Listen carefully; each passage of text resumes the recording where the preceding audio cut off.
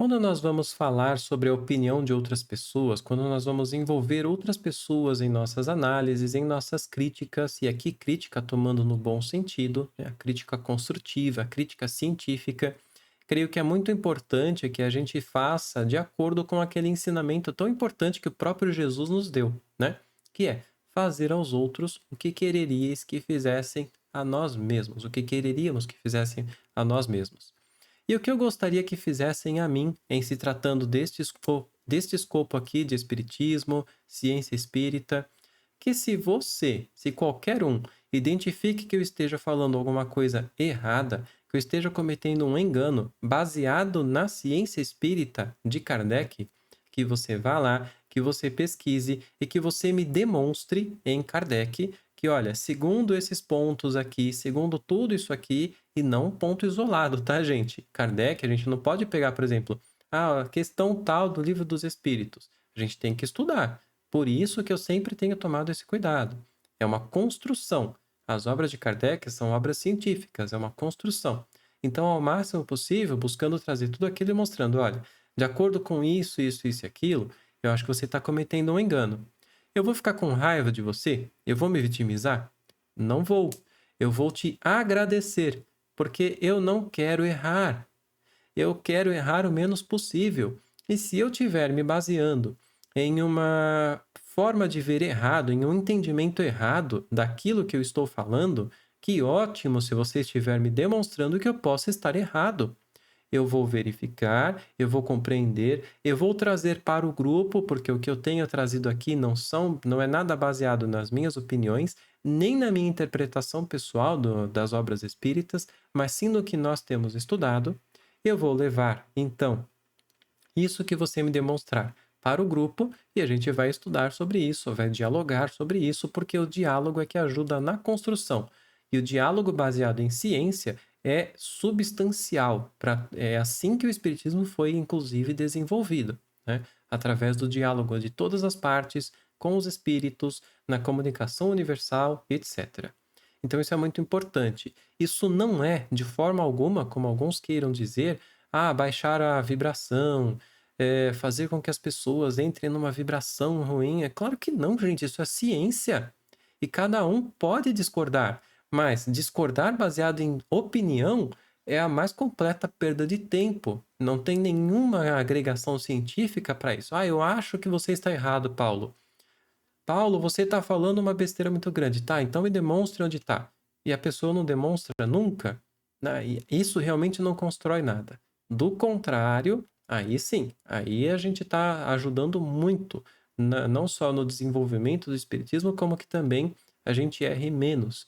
Eu não quero estar aqui falando sobre coisas que possam trazer entendimentos errados para as pessoas. Então hoje eu vou abordar dois canais aqui. O primeiro deles é o canal Professor Gabriel Menezes. Também é muito importante, gente, que a gente não cair na questão do julgamento das intenções das pessoas. Agora, com base nisso, também precisamos fazer a nossa parte. Porque tem muita gente que vai dizer: não julgueis, então você não pode nunca falar do outro, você não pode discordar do outro. Totalmente errado. Se a gente está falando de ciência e se há uma incongruência com a ciência, é importante sim demonstrar que existe essa congruência. Agora, outro problema é falar das pessoas, é julgar as intenções. Algumas pessoas têm as intenções muito claras, até expostas. Outras não. Outras muitas vezes estão até querendo fazer o bem. Só que é importante lembrar que para fazer o bem, quando a gente está falando em ciência, é importante conhecer a ciência, é importante estudar.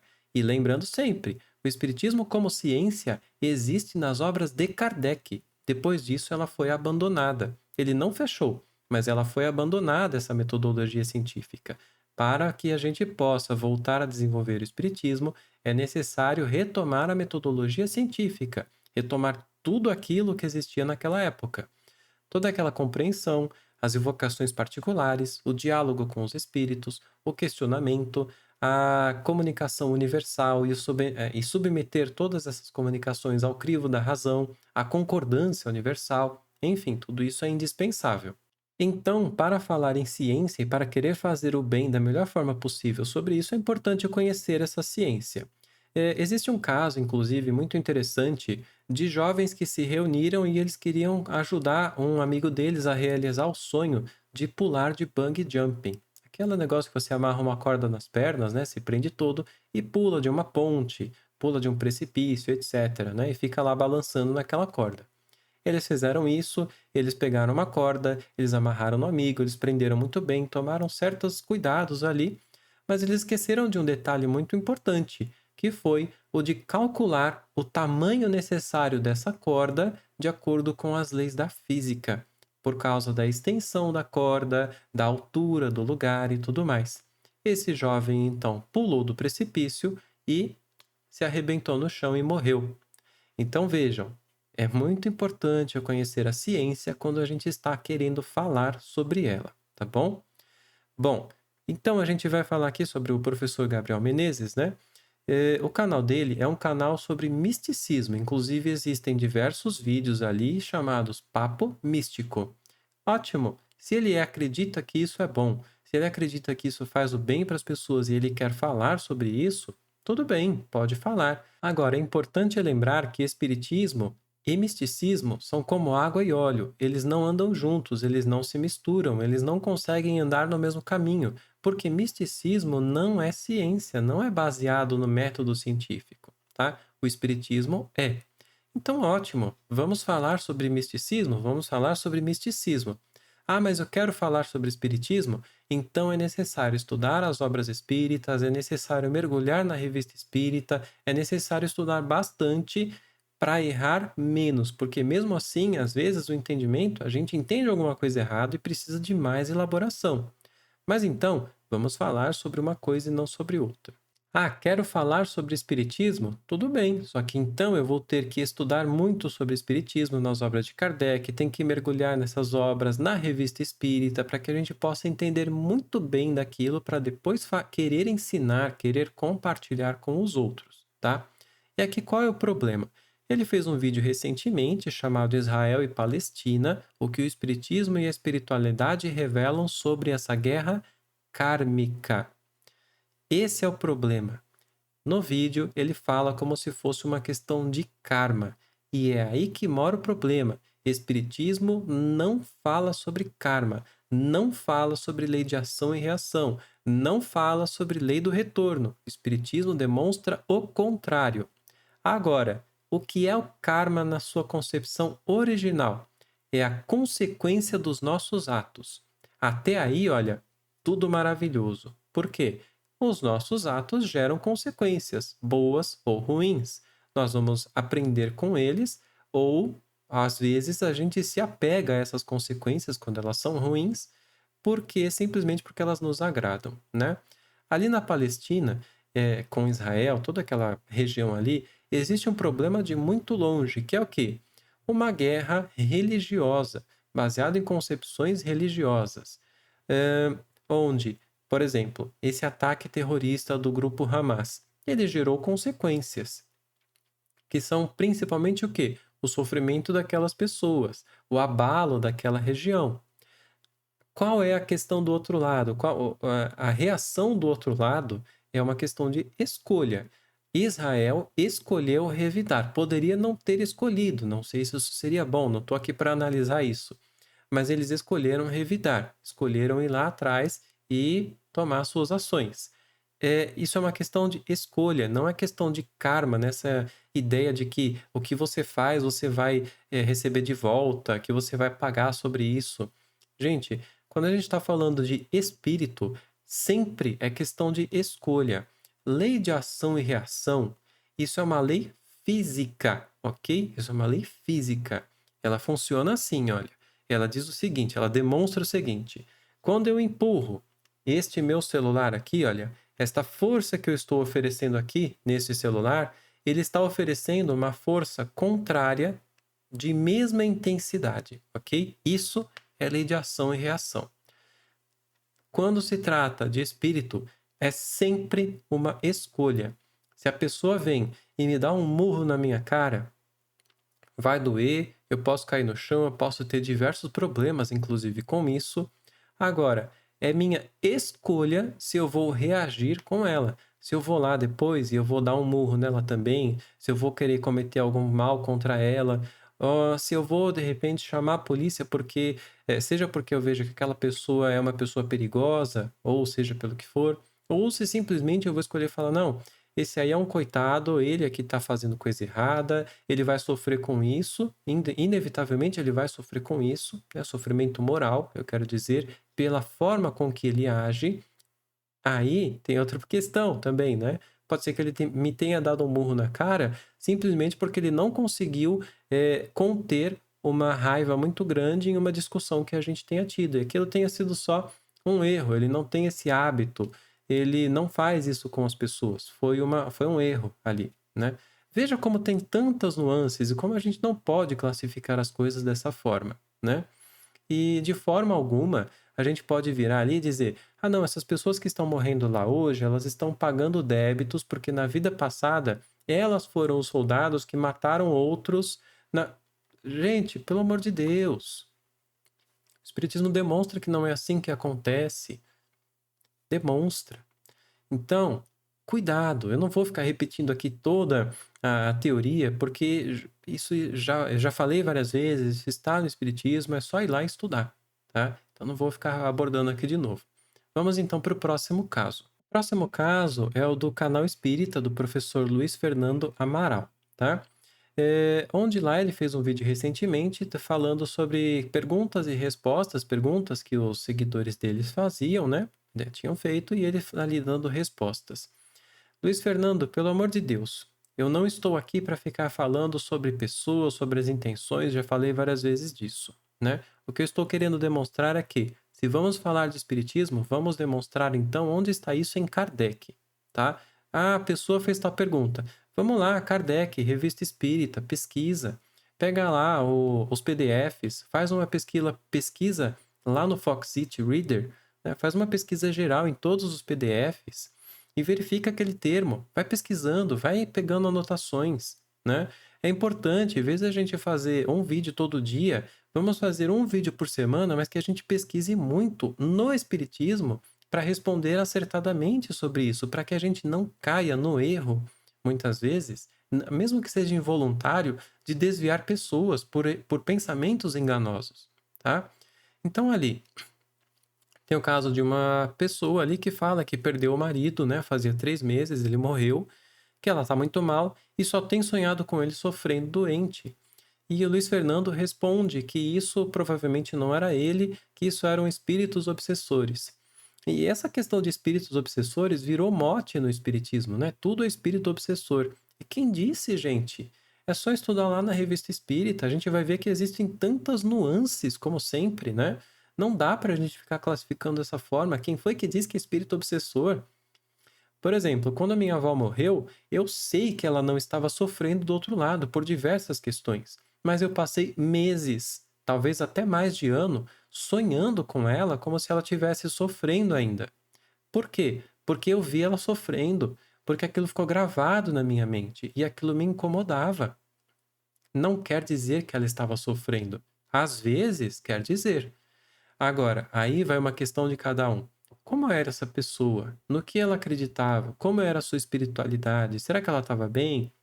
E, como sempre, fazer uma prece por essa pessoa, né? Isso ajuda sempre, é claro. Esses dias eu sonhei que eu estava na Vila do Chaves. Pois é, eu acordei rindo até no meio da noite por causa das coisas que o seu Madruga estaria fazendo ali. Quer dizer que eu estava lá? É claro que não, gente. Isso é coisa da minha mente. Outra vez, eu fiquei muito tempo jogando o jogo do Batman. E de verdade, eu sonhei que eu era o Batman de noite. Quer dizer que eu era o Batman? Quer dizer que isso aconteceu no mundo dos espíritos? Não. Quer dizer que a minha mente também fabrica as coisas. A gente não pode esquecer que nós somos espíritos encarnados e que o corpo, a fisiologia, o cérebro, as ideias da personalidade e do espírito se misturam. E o nosso cérebro é uma coisinha complicada. A gente não consegue ter uma claridade tão grande sobre o que a gente viva ou não em espírito. A gente precisa lembrar sempre disso. Depois tem a pergunta de um evangélico que pergunta, né, se por conta das crenças que eles têm, se o espírito, quando o corpo morre, ele vai ficar ali dormindo, achando que ele tem que esperar o juízo final. Ele diz que não e que não existe religião no mundo dos espíritos. Gente, a gente tem que lembrar que o espírito, quando morre, quando é um espírito pouco desenvolvido, quando está apegado ainda às ideias ensinadas aqui na Terra, ele permanece sim com essas ideias por um bom tempo. Às vezes, entre várias vidas, tá? E essas ideias não se desfazem assim. E, mais uma vez, incontáveis, infinitas nuances para isso. Pode ser que ele acredite que ele tenha que ficar lá dormindo. E vai saber o tipo de efeito que isso vai ter sobre o espírito. Pode ser que ele acredite que ele tenha que ficar esperando o próprio Cristo.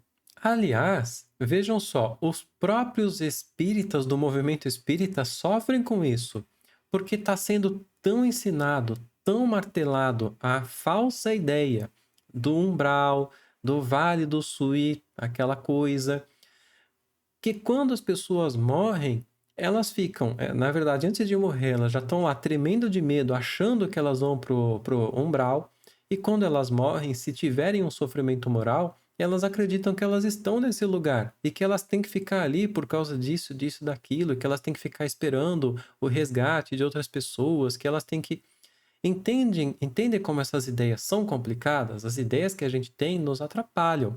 Por isso, sempre voltar ao espiritismo é a melhor coisa que a gente faz. As obras de Kardec, porque eles ajudam a gente ter uma claridade, uma clareza muito grande sobre o que é doutrina, sobre o que é fato e sobre o que não é. Depois nós temos uma pergunta, ainda lá nesse vídeo do canal Espírita, né? Sobre se acompanhar o velório é uma livre escolha ou depende de permissão. Ele responde que não, que depende de permissão. Que permissão, gente? O que é permissão? Eu pergunto, o que é permissão? As pessoas falam muito sobre isso no movimento espírita, porque teve permissão, porque permissão. Mas o que é permissão? O espiritismo nos demonstra que nós temos sim o livre-arbítrio. Agora, onde é que está a nossa mente? Onde é que está a nossa cabeça? Nós somos um espírito que se desapegou da matéria, que nós temos uma clareza sobre o que é o lado de lá, nós estamos preparados para isso, ou não, nós estamos apegados às leis da matéria, ou melhor, apegados à materialidade, estamos apegados à ideia, estamos apegados a imperfeições, seja o que for. Isso vai refletir no nosso estado pós-morte. E Kardec demonstra na Revista Espírita, através de evocações, se eu não me engano, pelo menos duas delas, entre 58 e 59, de casos diferentes, né? E a gente vê lá, por exemplo, o caso de um espírita que, horas depois da morte dele, ele é evocado. E ele diz que ele estava lá, que ele acompanhou tudo aquilo, que ele viu as pessoas, que ele vê as pessoas falando coisas erradas, enfim, que ele ajuda, de repente, que ele tenta intuir pessoas para que não fiquem tão sofrendo tanto. São diversas as possibilidades. Não é uma questão de permissão, é uma questão de capacidade do espírito, de onde está a cabeça dele. Se a cabeça dele não está ali, se a cabeça dele está em outra coisa, se ele acredita que ele vai para o umbral, por exemplo, e ele está em sofrimento moral, ele não fica ali, ele vai direto para esse tipo de. Não é um lugar, né? Mas ele vai para essa situação e ele se afina com outros espíritos nessa mesma situação, tá? Depende muito da clareza que o espírito tenha sobre o futuro. Uma outra pessoa pergunta se existe umbral na Terra, e ele diz que não, que o umbral é um local criado pela consciência de espíritos devedores. Então, assim, qual é o problema aí? Espíritos não são endividados. No máximo, a gente poderia pensar que são endividados consigo mesmo, com sua própria consciência, tá? O certo seria dizer espíritos sofredores. Espíritos sofredores exteriorizam o seu sofrimento de diversas formas.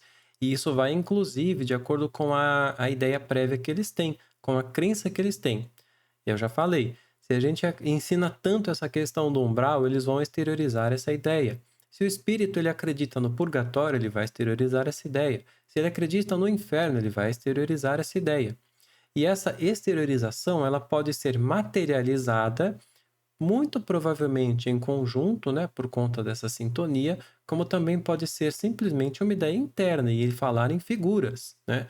O espírito pode estar em sofrimento, ele não está materializando essas ideias, mas quando ele é questionado, ele diz: Eu estou no inferno. Por quê? Se a gente estiver muito mal num dia terrível, a gente fala isso também, né? Não, tá um inferno hoje. É isso, tá? Tem que tomar mais cuidado. E muito cuidado também porque Kardec demonstrou na Gênese, tá, que o purgatório, essa ideia do purgatório é a própria Terra, tá? Por quê? Porque o purgatório ele serviria justamente para o purgar, né? Purgar dos erros, que é o quê? Você continua tentando, claro, não exatamente a visão que a igreja tem, né? Que seria você ficar ali talvez só rezando, tal, não é isso. Mas você se purgar dos erros, você tentar, você lutar contra eles. E a gente faz isso justamente aqui na Terra, tá? Não é a mesma ideia dessa ideia de umbral, né?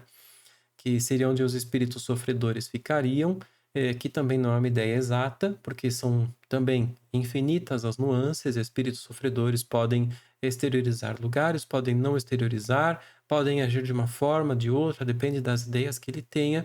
Então temos que sempre buscar Kardec. E aí, por final, fazem uma pergunta sobre onde as almas ficam antes da reencarnação. E ele fala que elas estariam no umbral e aí viriam por reencarnação compulsória, ou estariam nas colônias.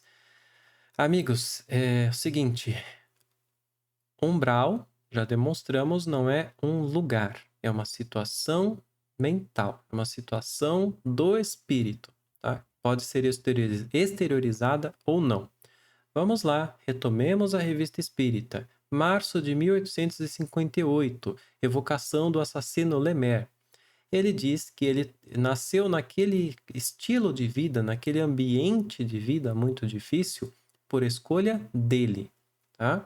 E que aí, claro, ele não escolheu ser assassino de novo, não se escolhe ser isso, mas que ele acabou descambando para isso de novo, ele não teve forças e acabou cometendo aqueles erros, aqueles crimes, talvez novamente, não sabemos, né? Foi uma escolha dele. Reencarnação compulsória somente acontece quando o espírito não tem capacidade de escolher por si mesmo. O que nós podemos entender pelos espíritos que estão no início de sua jornada, no início de sua evolução, ou que talvez estejam incapazes de compreender, de pensar, de raciocinar por estarem muito perturbados, tá? Isso é reencarnação compulsória. Bom, outra coisa é a questão dessa ideia de colônias espirituais. De onde veio essa ideia? Nasceu das ideias isoladas de um espírito em princípio, depois de alguns outros. E isso começou a ser martelado na cabeça das pessoas como se fosse um fato. Eu não vejo como fato possível algo que seja materialização do mundo, do nosso mundo aqui, no mundo espiritual. Porque os estudos de Kardec, o que os espíritos demonstraram, já demonstraram que não é assim que as coisas são. Também tem outra coisa aí. O nascimento do espiritismo se deu pela organização do próprio espírito de verdade, que muitos dizem que seria o próprio Jesus, uma organização de vários espíritos. Kardec não foi alguém que pulou ali de paraquedas, que apareceu ali do nada, aquilo foi planejado. Então, o esforço do nascimento do espiritismo foi um esforço muito sério, muito importante. E todas as principais questões ligadas à vida e o pós-vida deveriam e foram tratadas ali naquele momento. Não solucionadas ao total, mas elas foram tratadas ali naquele momento. Agora eu lhes pergunto: se Kardec conseguiu tratar de tudo quanto é tipo de questão importante, por que é?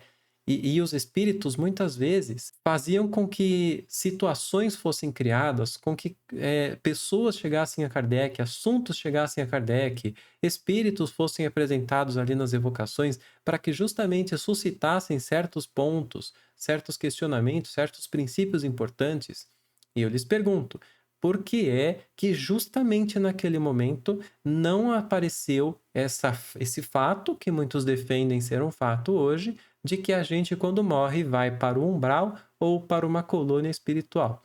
Por que é que eles demonstraram justamente o contrário disso? Eu lhes pergunto e vocês fiquem com esse questionamento aí com vocês.